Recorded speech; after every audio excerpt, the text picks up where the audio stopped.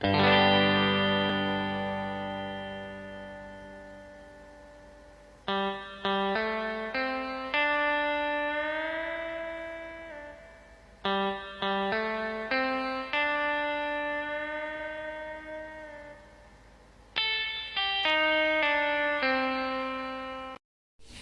memulai, kali ini saya akan membahas 4 materi ekonomi, yaitu ada dana pensiun, pegadaian, bank, asuransi. Sebelum itu, izinkan saya memperkenalkan diri. Nama saya Alexander Jakaria dari kelas 10-3. Silakan menonton.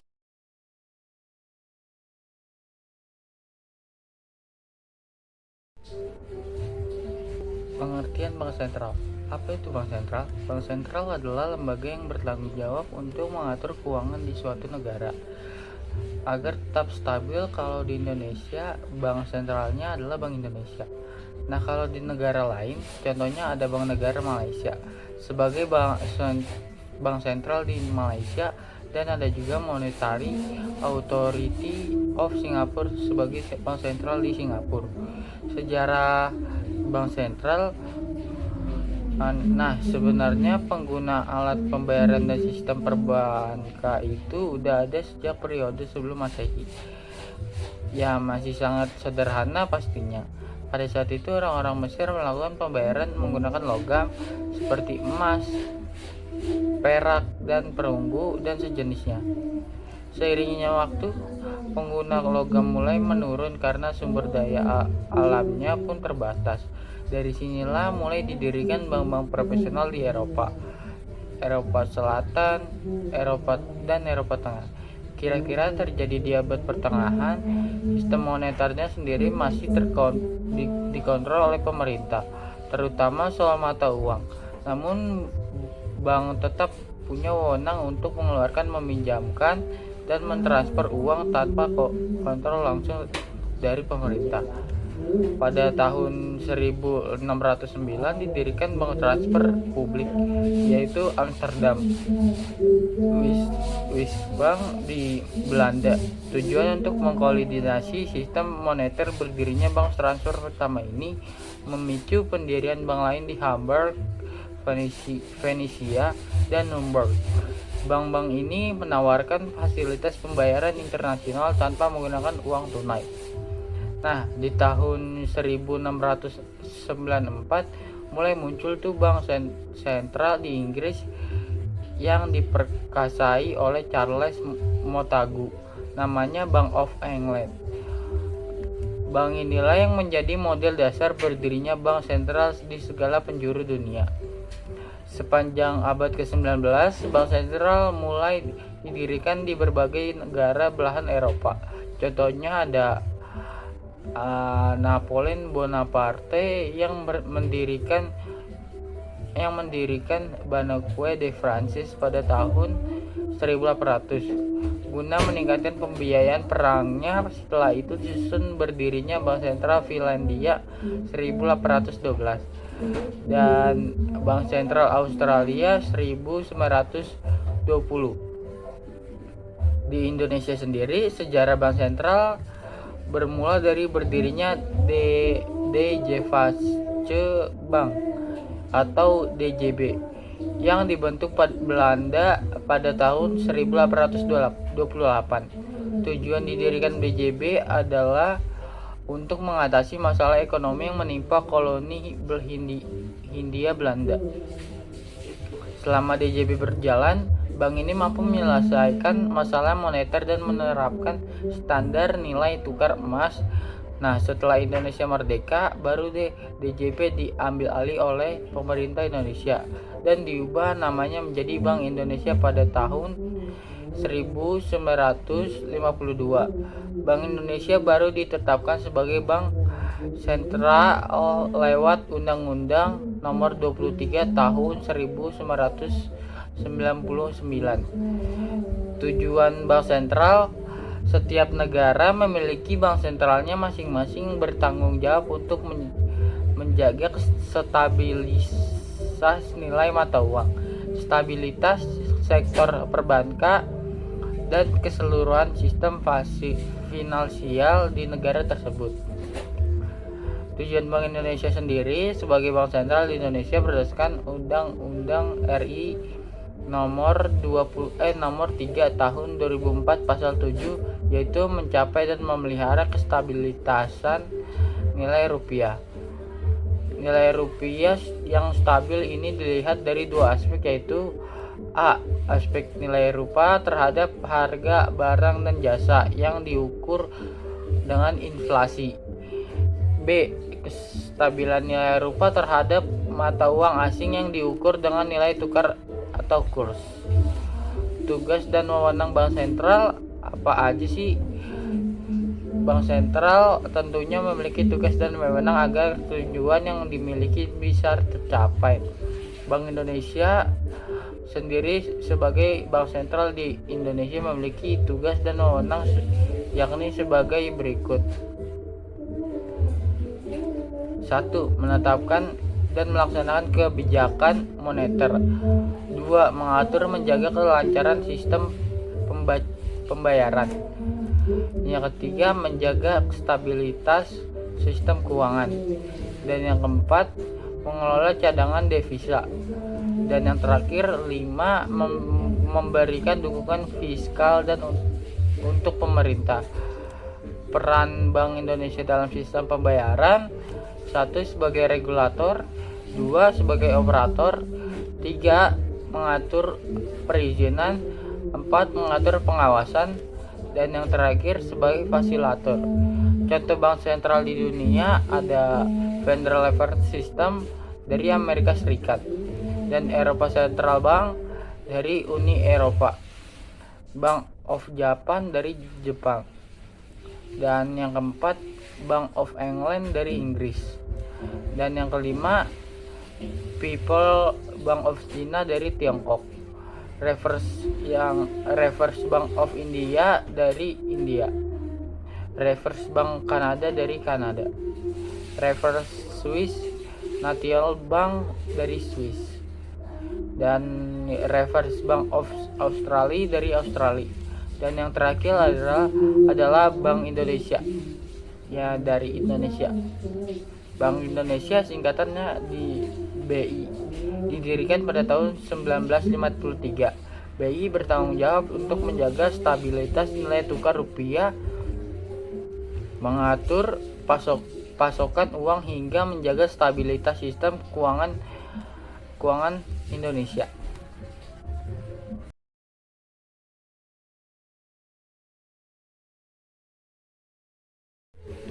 Berikut ini adalah materi tentang pegadaian. Pegadaian, biasa juga disebut rumah gadai, adalah sebuah lembaga yang menawarkan jasa pinjaman uang kepada masyarakat dengan menjadikan benda miliknya sebagai jaminan. Barang yang dijadikan jaminan dapat ditebus kembali pada waktu tertentu setelah dipinjam dilunasi. Dilansir dari buku dan lembaga keuangan lainnya. Pada saat itu, tugas pegadaian adalah membantu masyarakat untuk meminjamkan uang dengan jaminan benda yang dimilikinya. Awal usaha pegadaian hanya dilakukan pihak swasta. Namun seiringnya berjalan waktu, usaha ini diambil alih pemerintah Hindia Belanda untuk dijadikan usaha negara sesuai undang-undang yang berlaku kala itu. PT Pegadaian sampai saat ini menjadi satu-satu lembaga formal di Indonesia yang diperbolehkan secara hukum untuk melakukan pembiayaan lewat penyalur kredit. Jaringan usaha PT Pegadaian meliputi lebih dari 500 cabang yang tersebar di seluruh wilayah Indonesia. Tujuan pegadai. Pegadai memiliki beberapa tujuan, yaitu 1. Mengikuti pelaksanaan dan program pemerintah di bidang ekonomi melalui penyaluran pinjaman uang atas dasar hukum gadai. Yang kedua, mencegah praktik pegadai gelap atau pinjaman tidak wajar lainnya.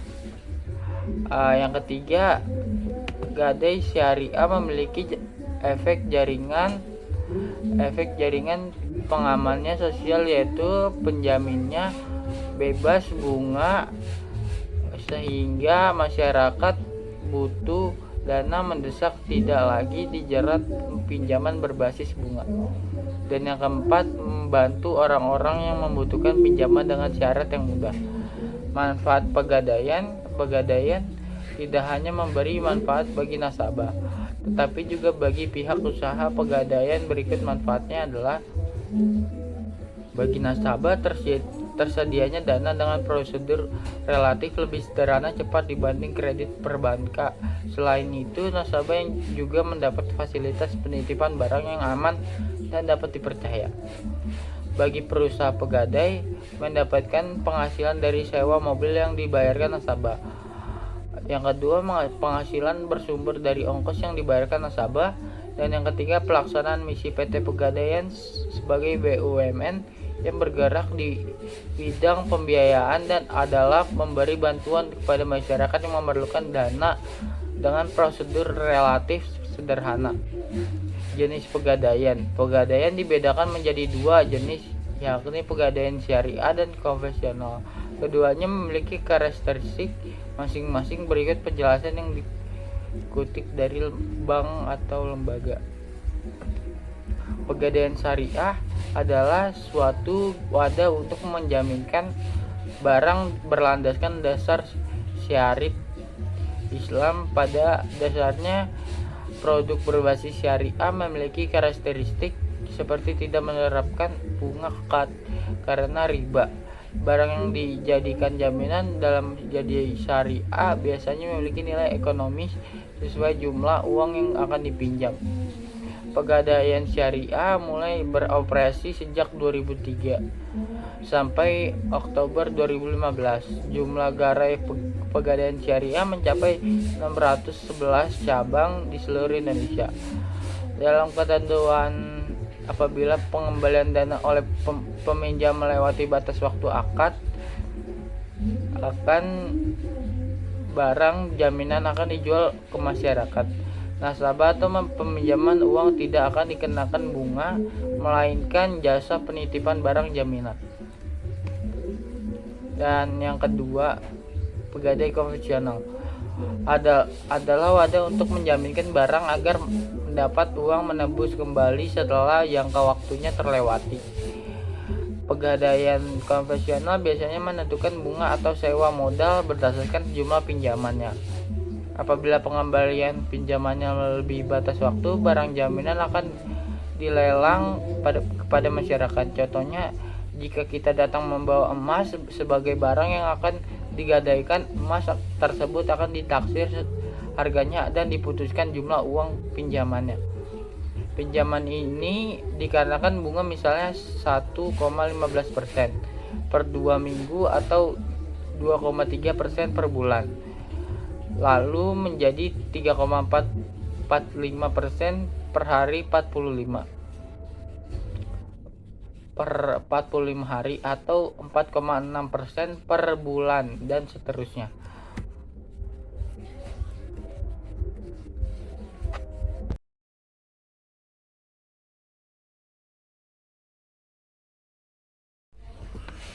Berikut ini adalah dana pensiun. Apa itu dana pensiun? Pada zaman yang semakin modern seperti saat ini, banyak orang memikirkan masa depan mereka dan mencari cara untuk mengamankan keuangan saat memasuki masa tua. Adapun salah satu instrumen investasi yang dapat membantu dalam hal ini adalah dana pensiun. Pengertian dana pensiun adalah sebuah program yang dirancang untuk memberikan jaminan keuangan pada seseorang setelah memasuki masa tua atau akhir masa kerja. Dana pensiun dapat dibentuk oleh pemberi kerja, lembaga keuangan, atau perusahaan asuransi kesehatan. Tujuan dana pensiun adalah membantu orang yang dikumpulkan oleh peserta program yang akan diinvestasi dalam berbagai aset seperti saham, obligasi, atau properti. Investasi bertuju untuk meningkatkan nilai dana pensiun dan memberikan pengembalian yang cukup tinggi, sehingga pada saat peserta memasuki masa pensiun, mereka akan memiliki cukup uang untuk memenuhi kebutuhan hidup. Jenis-jenis dana pensiun. Ada beberapa jenis dana pensiun yang dapat ditemukan di pasar saat ini dengan karakteristik dan persyaratan berbeda-beda. 1. Dana pensiun pemberi kerja.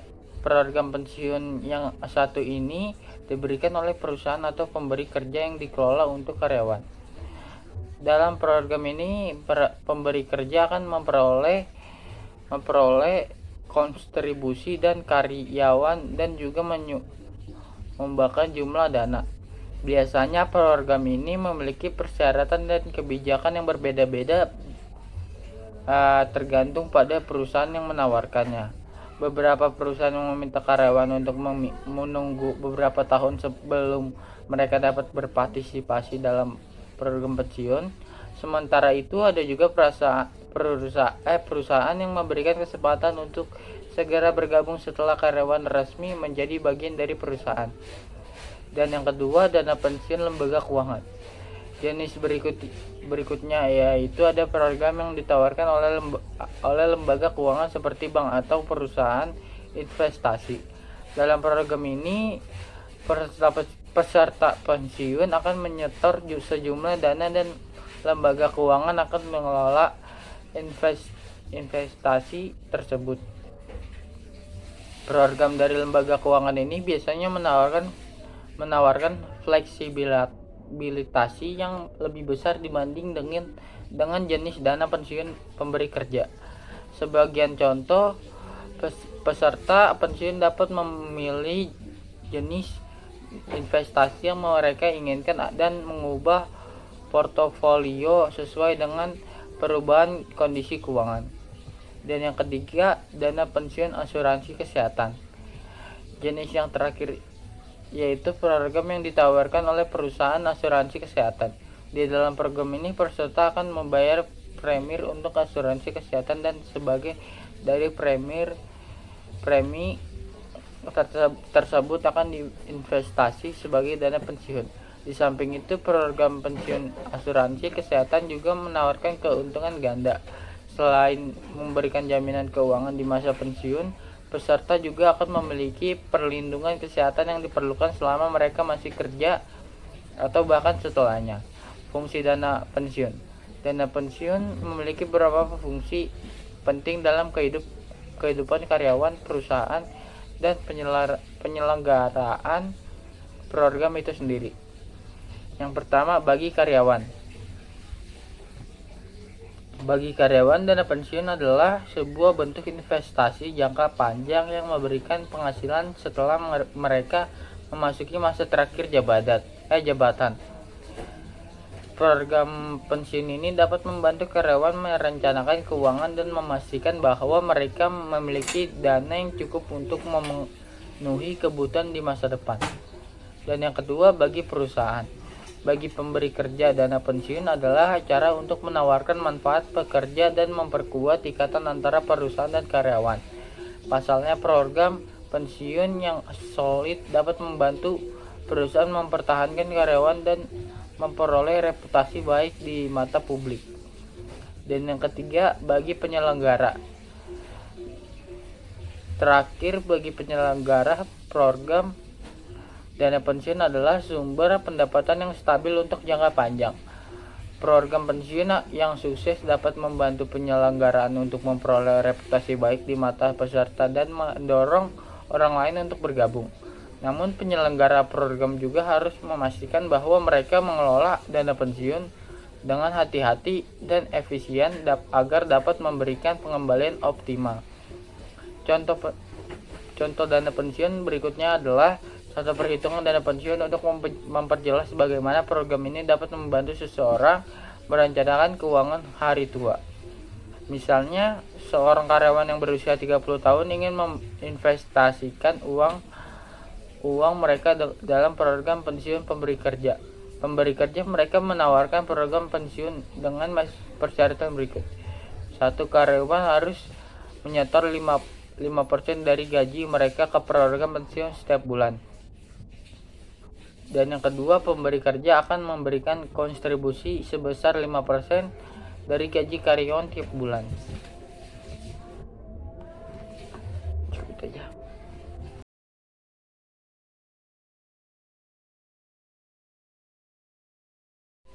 Yap, berikut ini adalah asuransi. Apa itu asuransi? Asuransi pada dasarnya merupakan perjanjian antara pihak asuransi sebagai penanggung dan nasabah sebagai tertanggung. Dalam asuransi, penanggung memberikan pertanggungan atau pergantian apabila terjadi sesuatu yang menimpa pihak tertanggung atau barang miliknya sesuai dengan perjanjian yang telah disepakati.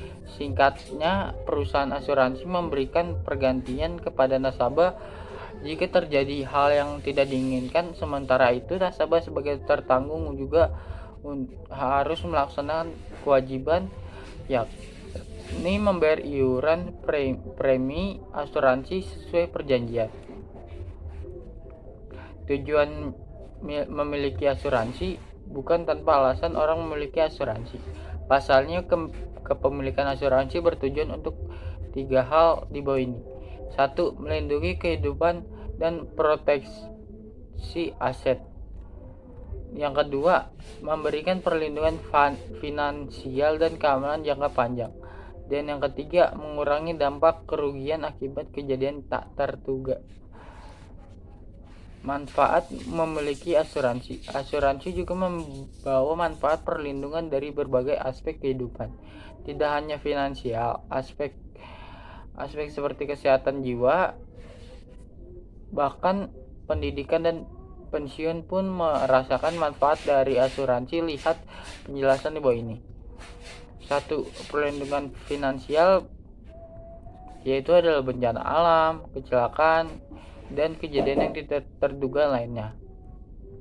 Dan yang kedua, perlindungan kesehatan. Perusahaan asuransi yang kredibel memiliki jaringan fasilitas pelayanan kesehatan yang memumpuni. Dan yang ketiga, perlindungan jiwa. Asuransi juga bermanfaat ketika nasabah yang berstatus sebagai pencari nafkah berpulang. Dan yang keempat, perlindungan pendidikan. Biaya pendidikan yang tinggi dan selalu meningkat tentu menjadi kekhawatiran bagi orang tua. Solusinya, mereka bisa membuka asuransi untuk menyediakan rencana perlindungan dana pendidikan bagi buah hatinya. Dan persiapan asuransi. Ada juga asuransi yang memiliki masa bertanggungan sampai nasabah memutuskan untuk tidak lagi bekerja dengan alasan pensiun. Asuransi memberikan manfaat berupa persiapan dana pensiun sehingga kebutuhan pada usia senja tetap tercukupi. Dan yang fungsi asuransi, tujuan dan manfaat asuransi memang berdampak untuk masa depan. Namun asuransi juga memiliki fungsi yang bisa dirasakan selama masa pertanggungannya. Seperti apa fungsi dari asuransi tersebut? 1. Mengelola risiko. Manajemen risiko diperlukan dalam berbagai aspek kehidupan. Asuransi berfungsi dalam mengidentifikasi, mengukur, dan mengelola risiko yang mungkin terjadi. Yang kedua, menyediakan keamanan finansial. Asuransi juga berfungsi untuk menyediakan keamanan finansial bagi nasabah. Tidak perlu merasa cemas ketika terjadi masa sulit karena sudah memiliki asuransi yang siap menanggungnya. Nasabah hanya fokus pada kewajibannya, yaitu membayar premi yang dengan periode dan jumlah sudah disepakati. 3. Memberi ketenangan pikiran. Memiliki asuransi juga berfungsi untuk meningkatkan kesejahteraan secara psikologis. Nasabah bisa merasakan ketenangan pikiran dan tidak perlu khawatir ketika sudah memiliki asuransi. Pikiran yang rileks tentu akan membuat nasabah bisa berkonsentrasi untuk menjalani kehidupan sehari-harinya dengan tenang. Cukup itu aja dari 4 materi ekonomi kelas 10. Ada dana pensiun, asuransi, pegadaian, bank. Sekian, terima kasih.